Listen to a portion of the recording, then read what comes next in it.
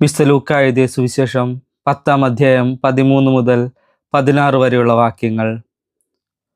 Chorazin, നിനക്ക് ദുരിതം! ബത്സയിദ, നിനക്ക് ദുരിതം!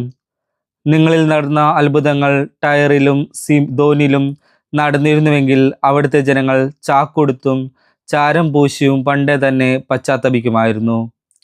ആകയാൽ വിധിദിനത്തിൽ ടയറിൻ്റെയും സീദോൻ്റെയും സ്ഥിതി നിങ്ങളുടേതിനേക്കാൾ സഹനീയമായിരിക്കും. കഫർനാമേ, നീ ആകാശത്തോളം ഉയർത്തപ്പെട്ടിരിക്കുന്നുവെന്നോ, നീ പാതാളത്തോളം താഴ്ത്തപ്പെടും. നിങ്ങളുടെ വാക്കു കേൾക്കുന്നവൻ എൻ്റെ വാക്കു കേൾക്കുന്നു, നിങ്ങളെ നിരസിക്കുന്നവൻ എന്നെ നിരസിക്കുന്നു, എന്നെ നിരസിക്കുന്നവനോ എന്നെ അയച്ചവനെ നിരസിക്കുന്നു.